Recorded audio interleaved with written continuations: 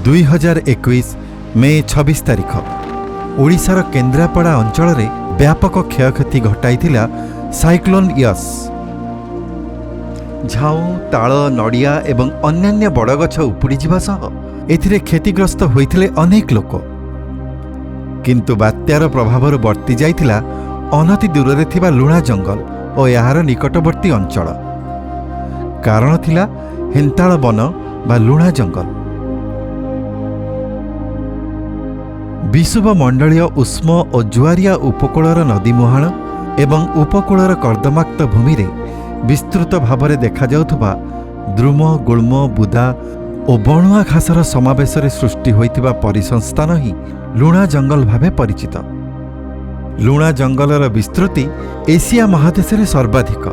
भारत रे थिबा लुणा जंगलर 80% केवल देखा जाए पूर्व उपकूल रे।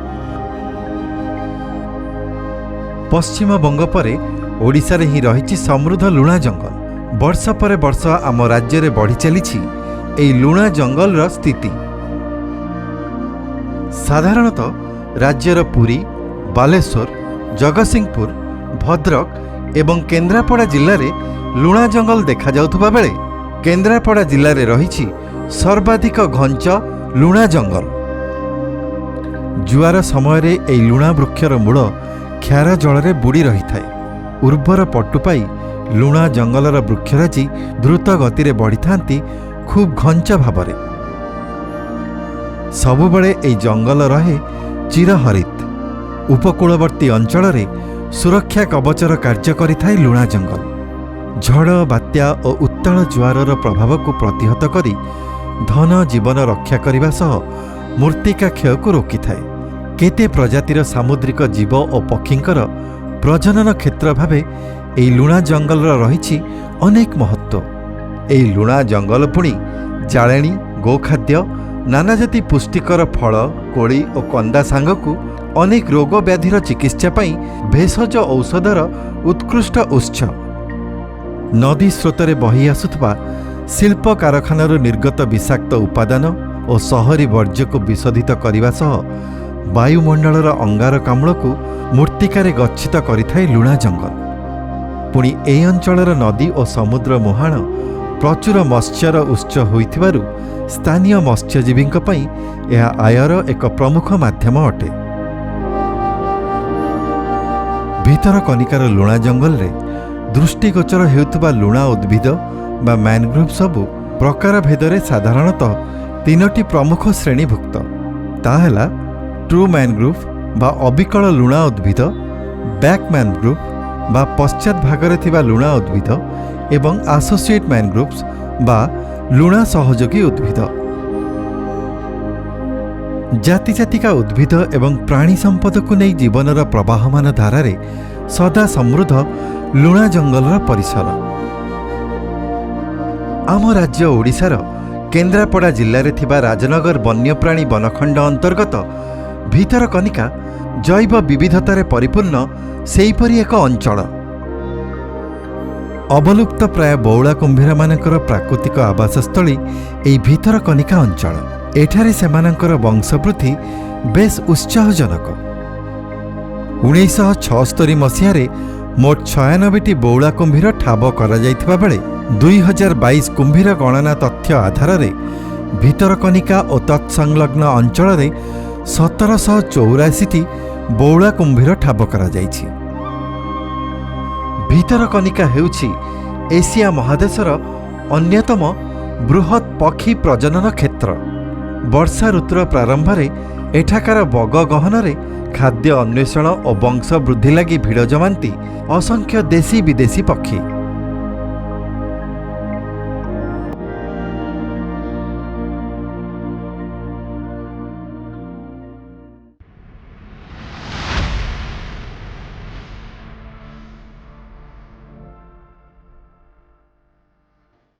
एई लुणा जंगल को सुरक्षा प्रदान निमित्त लुणा जंगल वनखंड राजनगर तरफरु निया जाइछि अनेक पदक्षेप।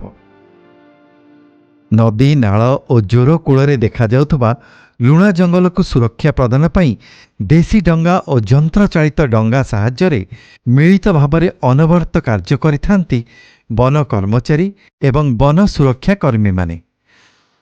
ସ୍ଥଳପଥରେ ମଧ୍ୟ ଉଭୟ ମୋଟର ସାଇକେଲ ଏବଂ ସାଇକେଲ ସାହାଯ୍ୟରେ ହେଉ କିମ୍ବା ଜଙ୍ଗଲ ଭିତରେ ପାଦରେ ଚାଲି ଚାଲି କର୍ମଚାରୀମାନେ ପଇଁତରା ମାରିଥାନ୍ତି ଲୁଣା ଜଙ୍ଗଲର ସୁରକ୍ଷା ପାଇଁ। ଜୁଆର ଦ୍ୱାରା କାଳକ୍ରମେ ପୋତି ହୋଇଯାଇଥିବା ନାଳଗୁଡ଼ିକ ଡଙ୍ଗା ଦ୍ୱାରା ପହଁରା ଦେବା ପାଇଁ ପ୍ରତିକୂଳ ଅବସ୍ଥା ସୃଷ୍ଟି କରିଥାନ୍ତି। ଏହି ନାଳଗୁଡ଼ିକୁ ଆବଶ୍ୟକ ମତେ ଖନନ କରାଇ ହୋଇଥାଏ ସୁଗମ ଗମନାଗମନର ବ୍ୟବସ୍ଥା। ଓଡ଼ିଶା ସରକାର ଏବଂ ମାନ୍ୟବର ଉଚ୍ଚ ନ୍ୟାୟାଳୟଙ୍କ ନିର୍ଦ୍ଦେଶ ମତେ ଧାରାବାହିକ ଭାବରେ ଲୁଣା ଜଙ୍ଗଲ ସନ୍ନିକଟରେ ଥିବା ବେଆଇନ ଚୁଙ୍ଗୁଡ଼ି ଘେରିଗୁଡ଼ିକୁ ଉଚ୍ଛେଦ କରାଯାଇ ସେଠି ହେଉଛି ବନୀକରଣର ବ୍ୟବସ୍ଥା। ଏଥିପାଇଁ ଆବଶ୍ୟକ ଲୁଣା ଉଦ୍ଭିଦର ଚାରା ଏବଂ ମଞ୍ଜି ଆସିଥାଏ ଡାଙ୍ଗମାଳଠାରେ ଥିବା ନୂତନ ଜ୍ଞାନକୌଶଳରେ ନିର୍ମିତ ଚାରା ଉତ୍ପାଦନ କେନ୍ଦ୍ରର। ଭିତରକନିକା ତଥା ମହାନଦୀ ଅବବାହିକା ଅଞ୍ଚଳରେ ମିଳୁଥିବା ସମସ୍ତ ଲୁଣା ପ୍ରଜାତିର ଉଦ୍ଭିଦମାନଙ୍କର ଚାରା ଉତ୍ପାଦନର ବିଶେଷ ବ୍ୟବସ୍ଥା ହୋଇଛି ଏଠାରେ। ଲୁଣା ଜଙ୍ଗଲର ସୁରକ୍ଷା ଏବଂ ସନ୍ନିକଟରେ ବସବାସ କରୁଥିବା ଅଧିବାସୀମାନଙ୍କର ସ୍ୱାର୍ଥ ରକ୍ଷା ପାଇଁ ତାରବାଡ଼ର ବ୍ୟବସ୍ଥା ହୋଇଛି ବନଖଣ୍ଡ ତରଫରୁ। ମନୁଷ୍ୟ ଓ ବନ୍ୟପ୍ରାଣୀଙ୍କ ମଧ୍ୟରେ ସଂଘର୍ଷକୁ ରୋକିବା ପାଇଁ ଏହା ଏକ ବଳିଷ୍ଠ ପଦକ୍ଷେପ। ଲୁଣା ଜଙ୍ଗଲ ମଧ୍ୟରେ ପ୍ରାକୃତିକ ଉପାୟରେ ସୃଷ୍ଟି ହୋଇଥିବା ବୃକ୍ଷଶୂନ୍ୟ ଅଞ୍ଚଳ ତଥା ଉଚ୍ଚଭୂମିରେ ଲୁଣା ଜଙ୍ଗଲ ସୃଷ୍ଟି ପାଇଁ ଫିସ୍ ବୋନ୍ ଚ୍ୟାନେଲ ବା ମାଛକଣ୍ଟା ସଦୃଶ ନାଳି ଖନନ କରାଯାଇଥାଏ। ଏହି ନାଳି ମଧ୍ୟ ଦେଇ ଜୁଆର ଜଳ ପ୍ରବେଶ କରି ନୂତନ ଜଙ୍ଗଲ ସୃଷ୍ଟି କରିବାରେ ହୋଇଥାଏ ସହାୟକ।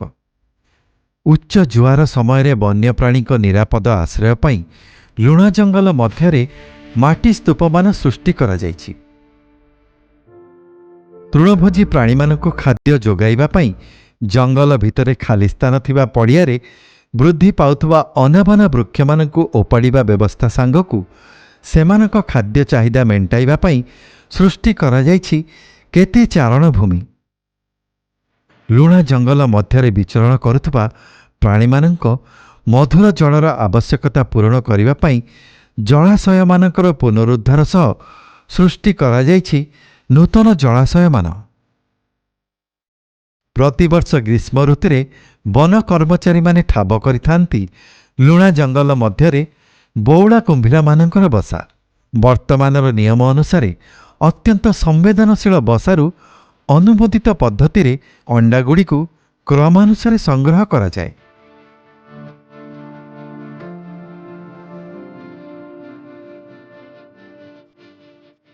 ତାପରେ ଅଣ୍ଡାଗୁଡ଼ିକୁ ଚିହ୍ନିତ କରାଯାଇ ରଖାଯାଇଥାଏ ଖରଖରି ନାଳିଆ ଓ ହେନ୍ତାଳର ଶୁଖିଲା ପତ୍ରରେ ତିଆରି କୃତ୍ରିମ ବସାରେ।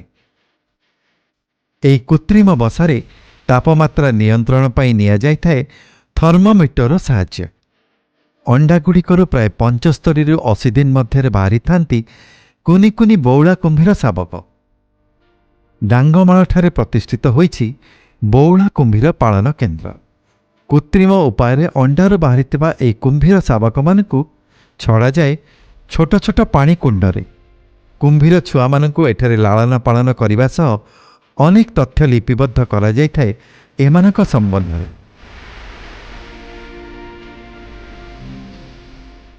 ଏହି କୁମ୍ଭୀର ଛୁଆମାନେ 3 ବର୍ଷର ହେବା ପରେ ସେମାନଙ୍କୁ ମୁକ୍ତ କରିଦିଆଯାଏ ଲୁଣା ନଦୀର ସ୍ରୋତରେ ଉନ୍ମୁକ୍ତ ପ୍ରକୃତିରେ।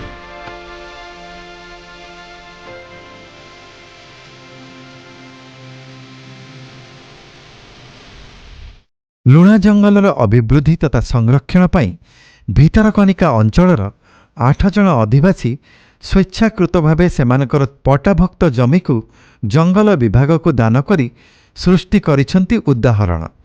ଏମାନେ ପରିଗଣିତ ହୋଇଛନ୍ତି ଲୁଣା ଜଙ୍ଗଲର ମିତ୍ର ବା ମ୍ୟାନଗ୍ରୋଭ୍ ମିତ୍ର ଭାବରେ। ବ୍ରାହ୍ମଣ ନଦୀ ସାଇଡ଼ରେ ଜାଗା ଯେଉଁ ଥିଲା ଦିମାଣ ଜାଗା ଡୋନେଟ୍ କରିବା କାରଣ ତାର ଯେଉଁ ସୁରକ୍ଷିତ ଜଙ୍ଗଲ ପାଇଁ ଆମେ ସୁରକ୍ଷିତ ରହିଛୁ। ମାନେ ଯେତେ ବାତ୍ୟା ଯେତେ ଝଡ଼ ଆସିଲେ ବି ପୁରା ମାନେ ଆମର ଲାଇଫ୍ ଜ୍ୟାକେଟ୍ ଭଳିଆ କ'ଣ ପୁରା କବଚ। ଜଙ୍ଗଲ ହେଉଛି ଆମର ପୁରା କବଚ ଲାଇଫ୍ ଜ୍ୟାକେଟ୍ ଭଳିଆ। ଭିତରକନିକାକୁ ପରିଭ୍ରମଣ ପାଇଁ ଆସୁଥିବା ପରିବେଶ ପ୍ରେମୀ ଓ ପର୍ଯ୍ୟଟକଙ୍କ ସୁବିଧା ସାଙ୍ଗକୁ ବିଭାଗ ଦ୍ୱାରା ପଞ୍ଜୀକୃତ ହୋଇଥିବା ଇଡିସି ଏବଂ ସ୍ଥାନୀୟ ଅଧିବାସୀମାନେ ହୋଇପାରୁଛନ୍ତି ରୋଜଗାରକ୍ଷମ। ଭିତରକନିକା ଜାଣିକି ଆମର ଭାତ ହାଣ୍ଡି କହିଲେ ଚଳେ। ଆମେ ଯେମିତି ହୋମ୍ ଷ୍ଟେ କରିଛୁ କନିକା ସୁନ୍ଦରୀ ହୋମ୍ ଷ୍ଟେ, ଅନ୍ୟମାନେ ବି ସେମିତି କରିଛନ୍ତି, ସେମାନେ ବି କିଛି ଉପକୃତ ହେଉଛନ୍ତି। ମୁଁ ଯେଉଁ ହୋମ୍ ଷ୍ଟେ କରିଛି ଏଥିରେ ମୋର ବହୁତ ଲୋକ ଆସୁଛନ୍ତି। ମୁଁ ବର୍ତ୍ତମାନ ଭିତରକନିକା ପାଇଁ ବହୁତ ନିଜେ ଏତେ ଗର୍ବିତ, ମୁଁ ତାକୁ ବର୍ଣ୍ଣନା କରିପାରିବିନି। ଜଙ୍ଗଲ ବିଭାଗ ଓ ସ୍ଥାନୀୟ ଅଧିବାସୀଙ୍କ ସହଭାଗିତାରେ ସମ୍ଭବ ହେଉଛି ଲୁଣା ଜଙ୍ଗଲ ଓ ବନ୍ୟପ୍ରାଣୀଙ୍କର ସୁରକ୍ଷା।